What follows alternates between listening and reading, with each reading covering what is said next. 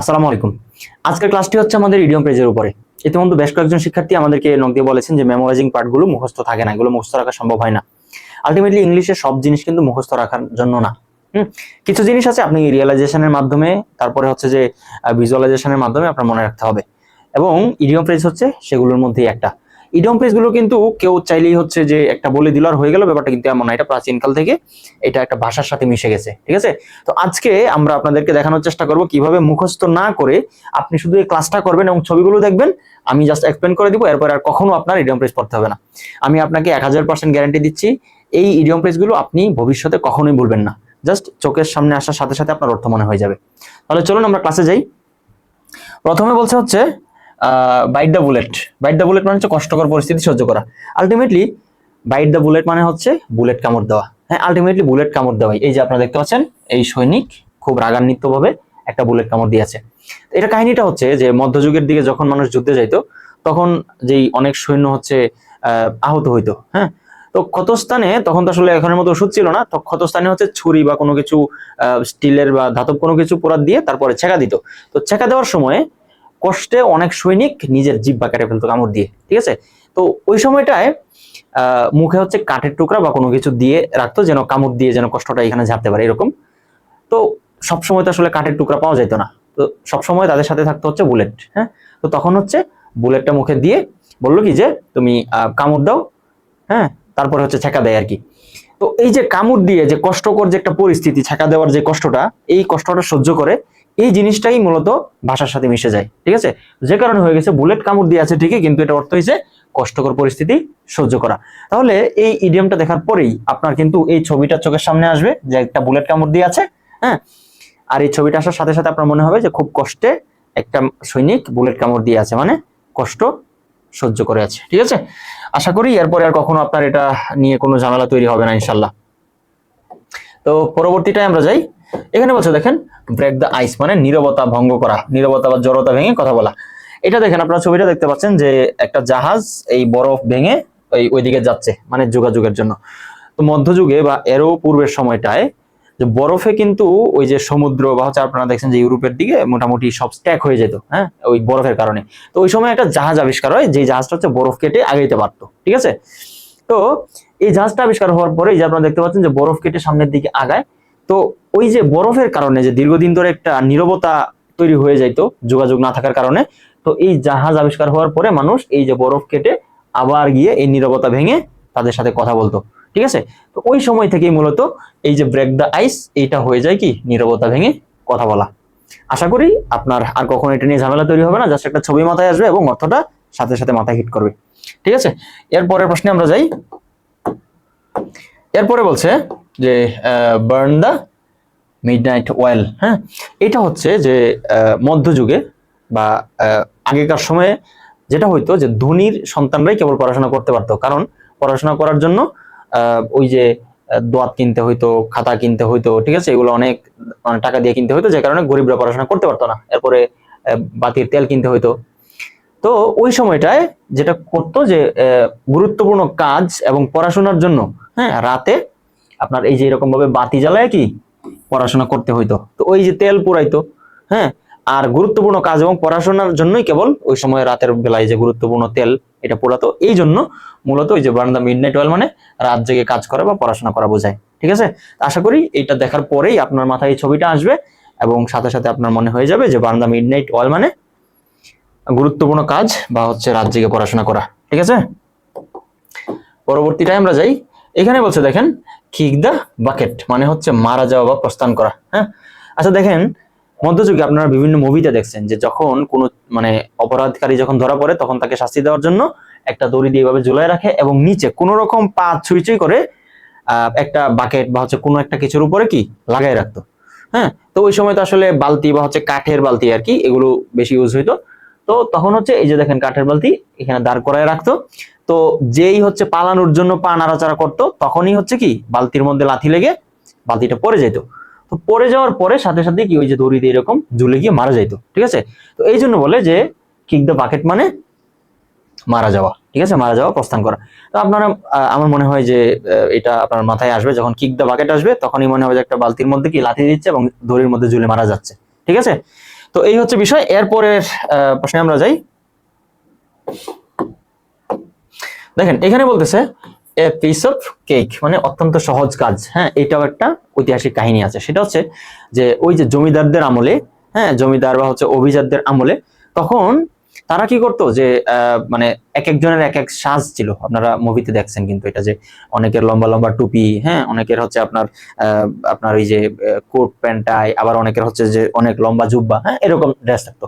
তো একটা মেলা বসতো, ঠিক আছে। এই মেলাটার নাম ছিল হইলো কেক ওয়াক, ঠিক আছে। এই কেক ওয়াক মেলায় ওই অভিজাতরা হচ্ছে এক পাশে চেয়ারের মধ্যে বসতো, আর যারা সমাজের নিম্ন শ্রেণী ছিল বা কৃতদাস যারা ছিল, তারা হচ্ছে ওই অভিজাতদের সাজে সাজতো। তো যেই অভিজাতেরই হচ্ছে সাজটা পছন্দ হইতো, যার সাজই পছন্দ হইতো, তাকেই এক পিস কেক দিত। তো যারা এই কেকটা পাইতো তারা মনে করতো যে এই মানে ওই সময় তো খাবারের অনেক অভাব থাকতো, তো যারা কেকটা পাইতো তারা মনে করতো যে মানে সহজভাবে কেক পাওয়ার এই একটা উপায়। কোনটা? যে অভিজাতদের মতো বা জমিদারদের মতো সাজলেই একটা কেক পাওয়া যায়। তো এই কাজটা তাদের কাছে সবচেয়ে সহজ মনে হইতো, কারণ এছাড়া তো সব ভারী কাজ করা হইতো। কৃতদাস যারা থাকতো তাদেরকে দিয়ে অনেক ভারী ভারী কাজ করাইতো। একমাত্র সহজ ছিল এই কাজটা, যে তাদের মতো সাজলেই তাকে কেক দেওয়া হবে, ঠিক আছে। এই জায়গা থেকে মূলত যে আপনারা দেখতে পাচ্ছেন যে এখানে অভিজাত এক শ্রেণী বসে আছে, আর এখানে নাচতেছে, এই যে অনেকেই নাচাগানা করতেছে, আবার একজনে কি এই যে একটা কেক নিয়ে যাচ্ছে, ঠিক আছে। তো এই হচ্ছে বিষয়। এই সেই তখন থেকে পিস অফ কেক মানে হয়ে গেছে অত্যন্ত সহজ কাজ, ঠিক আছে। এরপরে আমরা যাই। এরপর এটা আপনারা দেখতে পাচ্ছেন এখানে বলছে অনস এ ব্লু মুন, মানে হচ্ছে দুর্লভ বা কদাচিৎ ঘটনা। হ্যাঁ, আপনারা ছবিটা একটু লক্ষ্য করেন, এগুলো সবগুলো কিন্তু সত্য কাহিনী, এবং যে ইডিয়ম ফ্রেজগুলো আছে সবগুলো কিন্তু এইভাবে আসছে। এখানে দেখেন যে এখানে হলো একটা আগ্নেয়গিরি, এখান থেকে হচ্ছে অগ্নুৎপাত হয়েছে, অগ্নুৎপাত হয়ে ওই যে ধোঁয়া এদিকে যাওয়ার কারণে যখন এই যে চাঁদের সামনে হচ্ছে ধোঁয়া পড়ছে, তখন হচ্ছে এদিক থেকে চাঁদটা অনেক বেশি নীল দেখাচ্ছে। তো দেখেন আগ্নেয়গিরি থেকে অগ্নুৎপাত কিন্তু সব সময় হয় না, খুব কম, 10 বছর 20 বছর 50 বছর 100 বছর পর হঠাৎ করে একটা আগ্নেয়গিরি থেকে মানে অগ্নুৎপাত শুরু হয়। তো ওই অগ্নুৎপাত শুরু হওয়ার সময় এই যে ধোঁয়াটা অনেক পুরো আকাশ কালো হয়ে যায়, ঠিক আছে। তারপরে যখন রাতে চাঁদ আলো দেয়, তখন এই ধোঁয়াটা সামনে পড়ার কারণে চাঁদগুলো নীল দেখাইতো। আর এই ঘটনাটা হয়তো খুবই কম, খুবই রেয়ার, যে কারণে অর্থ হয়ে গেছে কি দুর্লভ বা কদাচিৎ ঘটনা। এই যে এই ঘটনাটা এটা ঘটতো খুবই রেয়ার, খুবই অল্প, হ্যাঁ এই কারণে এই অর্থ হয়ে গেছে কি দুর্লভ বা কদাচিৎ বস্তু। আই হোপ এইগুলো আর কখনো আপনার পড়া লাগবে না, ঠিক আছে। এটা দেখার সাথে সাথে আপনার ওইটা মনে হয়ে যাবে। আচ্ছা, এখানে দেখেন বলতেছে আন্ডার দ্য ওয়েদার, মানে সামান্য অসুস্থতা বোধ করা। হ্যাঁ, দেখেন এখানে আপনি ছবিটা দেখতে পাচ্ছেন যে এই বাহিরের অবস্থা অনেক খারাপ, সমুদ্রের মাঝখানে ওই যে পানি, অনেক বড় উত্তাল ঢেউ, ঠিক আছে, এই যে উপর থেকে পানি পড়তেছে। তো একটা লোক এখানে বিশ্রাম করতেছে। তাহলে দেখেন খারাপ আবহাওয়ার মধ্যে যখন নাবিকরা তখন ওই যে জাহাজ চালাইতো, হ্যাঁ তখন ওই যে জাহাজের যে হাল ধরে রাখতে গিয়ে অনেক নাবিক অসুস্থ হয়ে যেত, মানে একদম মারা যাইতো, ব্যাপারটা এমন না, হালকা অসুস্থ হয়ে যেত। তো তারপরে তাকে এই যে এখানে এনে বিশ্রামের জন্য দিছে, 2-3 জন সেবা করতেছে, ঠিক আছে। তাহলে দেখেন এই যে খারাপ আবহাওয়ার মধ্যে একজন নাবিক সামান্য অসুস্থতার কারণে বিশ্রাম নিচ্ছে, এই জিনিসটাই মূলত যে আন্ডার দ্য ওয়েদার, মানে ব্যাড ওয়েদারের নিচে একটা মানুষ অসুস্থ হয়ে এভাবে হচ্ছে বিশ্রাম নেয়, এইটার থেকেই চলে আসে কি সামান্য অসুস্থতা বোধ করা, ঠিক আছে। আচ্ছা, এরপরে দেখেন এখানে বলতেছে ক্রোকোডাইল টিয়ার্স, মানে মায়া কান্না। এটার একটা সুন্দর গল্প আছে, গল্পটা অনেকেই জানেন, তারপরেও আমি মনে করাই দিই। গল্পটা হলো যে কোন এক নদীর তীরে এই বানর এবং কুমিরের হচ্ছে বন্ধুত্ব ছিল। তো বানর হচ্ছে মাঝে মধ্যেই ওই কুমিরকে আঙ্গুর ছিঁড়ে দিত গাছ থেকে, ঠিক আছে। তো একদিন কুমির কি করলো, তার বউকে সে অনেক ভালোবাসে, মানে তার গার্লফ্রেন্ড, সে কি করছে তার জন্য কয়েকটা আঙ্গুর নিয়ে যায়। তারপরে তার গার্লফ্রেন্ডে আঙ্গুর খায়, বলতেছে কি যে আঙ্গুর তো অনেক স্বাদ হয়েছে, অনেক মিষ্টি, তো যে আঙ্গুর খাওয়াইছে আমাকে তার কলিজাটা এনে দাও, তাইলে বুঝবো তুমি আমাকে ভালোবাসো, ঠিক আছে। তো কুমির তো শোনায় পড়ছে ভালো বিপদে, হ্যাঁ তার বন্ধুর কলিজা এনে দিতে হবে। তো এই শালায় ফোন দিয়ে আটলো কি যে সে বানরকে গিয়ে বলতেছে যে বন্ধু তোমার আঙ্গুর খায় তো আমার গার্লফ্রেন্ড পুরো ফিদা হয়ে গেছে, তোমাকে দেখতে চাইতেছে, ঠিক আছে, তুমি না গেলে সে খাওয়া দাওয়া করবে না, ঠিক আছে। এরকম বলার পরে বানর শালা পইটা যায়। বানর কি করছে, বলছে ঠিক আছে যাও, তার পিঠে চড়ে বসছে। তারপরে সে যখন যায় মাঝ নদীতে গিয়ে সে বলতেছে বন্ধু আমি তো তোমার সাথে একটা অপরাধ করে ফেলছি, আসলে আমার গার্লফ্রেন্ডকে পটানোর জন্য এটা দরকার ছিল, সে তোমার কলিজা খেতে চাইছে, এই জন্য আমি তোমাকে মিথ্যা কথা বলে নিয়ে আসছি। এই কথা বলে সে কান্না শুরু করছে, ঠিক আছে, আপনারা দেখতে পাচ্ছেন এই যে তার চোখ দিয়ে পানি পড়তেছে, ঠিক আছে। এই যে অর্থহীন যে কান্নাটা, সে চাইলে কিন্তু বানরকে বাঁচাইতে পারে, কিন্তু সে তাকে না বাঁচায় তার গার্লফ্রেন্ডের কাছে নিয়ে যেতেছে তাকে খাওয়ার জন্য। এই কান্নাটাই মূলত মায়া কান্না, যে অর্থহীন কান্না। হ্যাঁ, তো এখান থেকেই মায়া কান্না চলে আসে। তো বিষয়টা হচ্ছে বাকি যে কাহিনীটা, তারপরে বানর বলতেছে যে আরে বন্ধু তুমি এটা কি বললা, তুমি তাকে আমার কলিজা খাওয়াইবা, তুমি আমাকে আগে বলবো না? আমি একটা কেন 20টা কলিজা নিয়ে আসতাম, ঠিক আছে? তো তোমার গার্লফ্রেন্ড বলে কথা, হ্যাঁ। তো এখন কি করতে হবে? তাহলে আমাকে নিয়ে যাও আবার গাছের কাছে, আমি কলিজাগুলো গাছে রেখে আসছি, আমি ওখান থেকে কলিজাগুলো নিয়ে আসি, ঠিক আছে? তারপরে সে নিয়ে যায়, নিয়ে যাওয়ার পরে একলা ভেসে গাছে উঠে যায়, উঠে বলতেছে শালা ভুদাই, হ্যাঁ বুঝোস না কিছু না, কেউ কি কখনো তার কলিজা শরীরে বাইরে রাখতে পারে? তুই বুঝোস না, আবার একজনের ভালোবাসা দেখাস, ঠিক আছে? তারপরে কি করবে? বানর হয়ে গেল ভুদাই, সে আবার তার গার্লফ্রেন্ডের কাছে গেল, ওই জায়গায় যাওয়ার পরে তার গার্লফ্রেন্ড তারা রিজেক্ট করে দিল, ঠিক আছে? তারপরে তার মায়া কান্না আসল কান্না পরিণত হইলো। আচ্ছা যাক, এটা ছিল ওই কাহিনী। তো এখান থেকে মূলত মায়া কান্নাটা চলে আসে, হ্যাঁ। আচ্ছা, এরপরে দেখেন আছে হলো স্কেলিটন ইন দা ক্লোজেট, লজ্জাজনক বস্তু। এটা আসলে সাম্প্রতিক একটা কাহিনীর সাথে মিল আছে, আদিকালের কোনো কাহিনীতে যাওয়ার দরকার নাই। সাম্প্রতিক কালে ঘটে যাওয়া আপনারা একটা কাহিনী জানেন যে একটা মহিলা তার বাসায় মারা গেছে, 4-5 দিন হয়ে যায়, ঠিক আছে? এরপরে খোঁজ নিয়ে দেখা যায় তার এক ছেলে বুয়েটের শিক্ষক, এক ছেলে হচ্ছে কানাডায় থাকে, এক ছেলে হলো সচিব, হ্যাঁ। তো এটা কিন্তু পুরো বাংলাদেশের মানুষের, পুরো পৃথিবীর মানুষের হৃদয় ছুঁয়ে গেছে। তো এই যে এত এত শিক্ষিত মানুষ, হ্যাঁ, মানুষ যদি জানতে পারে যে তার মা বাসায় মারা গেছে কিন্তু কেউ জানে না, হ্যাঁ, তাহলে তাদের জন্য লজ্জার না?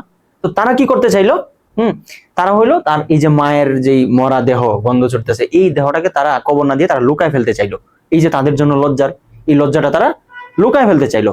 মূলত এই যে অনেক বড় একটা লজ্জার কাহিনী, এটাকে এই যে কঙ্কালটাকে মানে তার মায়ের দেহটাকে তারা লুকায় রাখতে চাইলো। এটা কিন্তু তার ওই যে মহিলা হইলো তার বাসায় ছিল, হ্যাঁ।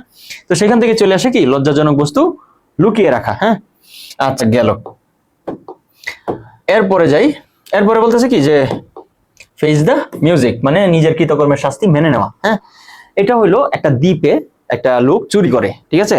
এখন চুরি করে তো দ্বীপ থেকে পালায় যাইতে পারে না, তো তাকে খুঁজে বের করে, বের করার পরে সে তো ধরা পড়ে যায়। তো মানুষ তাকে নিয়ে অনেক মজা নেয়, হ্যাঁ, ঠাট্টা বিদ্রোহ করে। কিন্তু যে চুরি করছে তার তো বাইচে থাকতে হবে, তার তো চলাফেরা করতে হবে। সে কি করবে?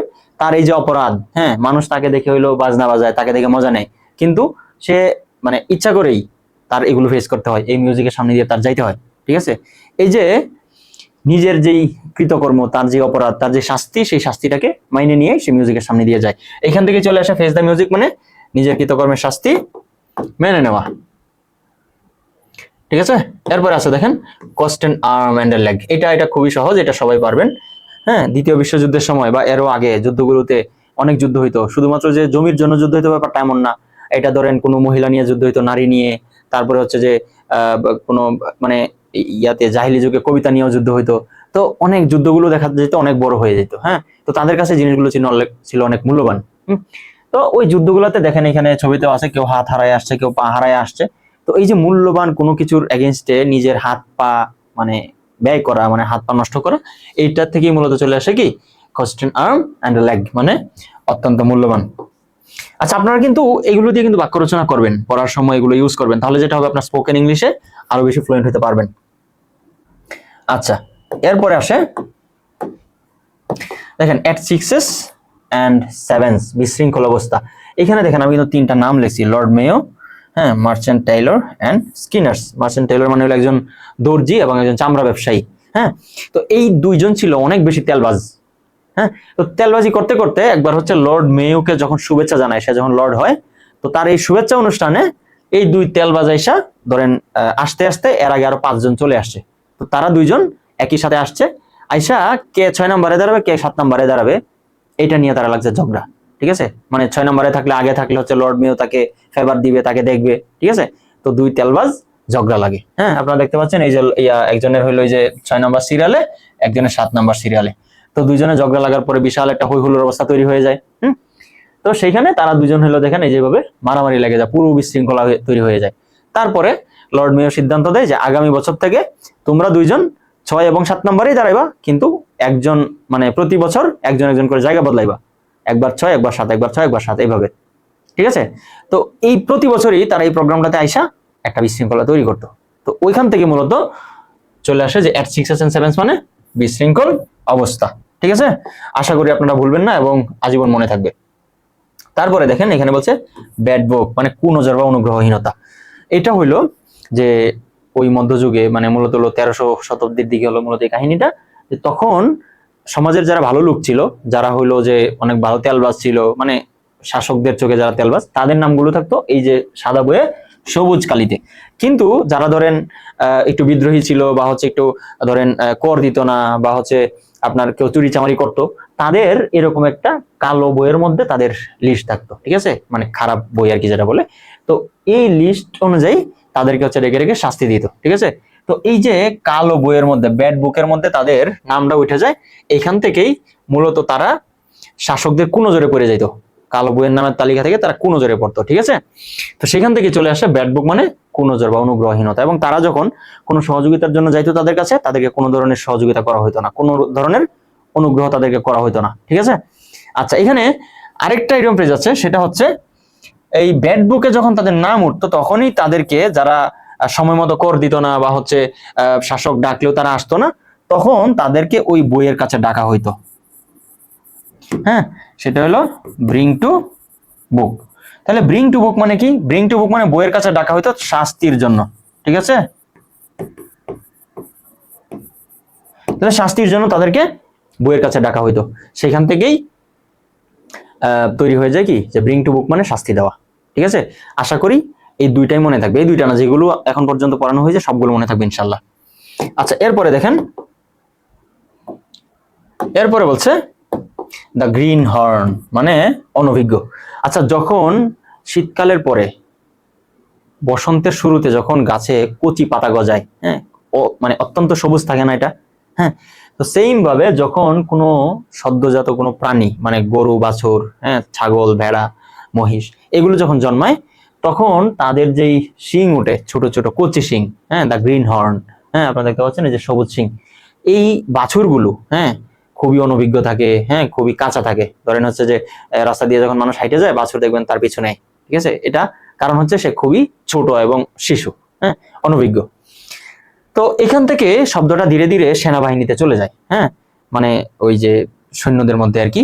তো সৈন্যদের মধ্যে যারা প্রথমে গিয়ে আর্মিতে জয়েন করতো, হ্যাঁ, বা প্রথম দিকে যারা জয়েন করতো আইসা, তাদেরকে এই নামে ডাকা হয়তো দ্য গ্রিন হর্ন, ঠিক আছে। মানে প্রথমে জয়েন করার পরে কিন্তু তারা কোনো ধরনের কাজে অভিজ্ঞ ছিল না, অনভিজ্ঞ ছিল। তারপরে আস্তে আস্তে এই শব্দটা সেনাবাহিনীতে প্রচলিত হয়ে যায়। তো এখান থেকে মূলত চলে আসে দ্য গ্রিন হর্ন মানে অনভিজ্ঞ, ঠিক আছে।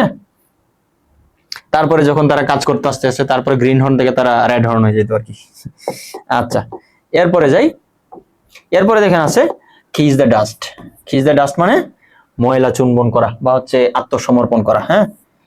তো এটা হলো মূলত ওই যুদ্ধগুলো যখন হইতো, যারা পরাজিত হইতো তাদেরকে কি করতো, পিছনে হাত বেঁধে তাদেরকে এনে হাঁটু গেড়ে মানে ফেলানো হইতো, যারা মানে বিজয়ী হইতো তাদের সামনে। তো হাঁটু গেড়ে যখন ফালতো, তখন তাদের যেহেতু হাত বাঁধা, তাদের মুখটা গিয়ে পড়তো ময়লার মধ্যে, ঠিক আছে। তো মানে এখান থেকে চলে আসে যে কিস দ্য ডাস্ট মানে হলো আত্মসমর্পণ করা বা পরাস্ত হওয়া, পরাজিত হওয়া, ঠিক আছে।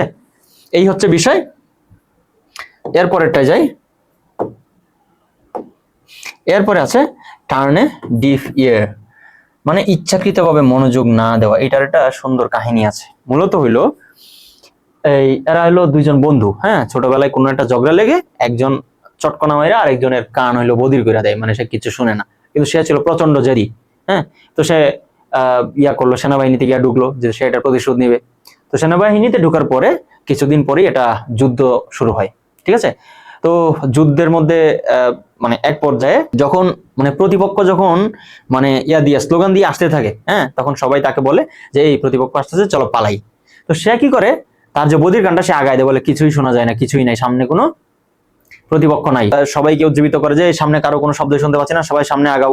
এখন সেও তো হইলো সৈন্যদের প্রধান, হ্যাঁ, সামনের দিকে আগাইলো। তারপরে হচ্ছে যে প্রতিপক্ষ ছিল তারা পালাইছে, মানে সে যুদ্ধে জয়ী হয়েছে। তো এই যে ইচ্ছাকৃতভাবে যে না শোনাটা, হ্যাঁ, এই যে টার্নে ডিফিয়ার, ডিফিয়ার মানে বধির কান আর কি, সামনের দিকে আগায় দেওয়া, ইচ্ছাকৃতভাবে মনোযোগ না দেওয়া, এটাই হচ্ছে ওখান থেকে চলে আসে।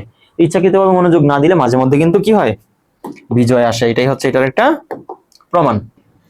আজকে এই পর্যন্তই। সামনে আমরা এডমিশন কেন্দ্রিক যতগুলো ইডিয়ম ফ্রেজ আছে আমরা সবগুলো দিয়ে, আমাদের 5টা ক্লাস থাকবে। 5টা ক্লাস যারা দেখবেন আশা করি তাদের কোনো ইডিয়ম ফ্রেজ আর মুখস্থ করা লাগবে না, ইনশাল্লাহ আজীবন মনে থাকবে। তো দেখা হচ্ছে পরে কোনো ভিডিওতে, সে পর্যন্ত সবাই ভালো থাকুন, ধন্যবাদ।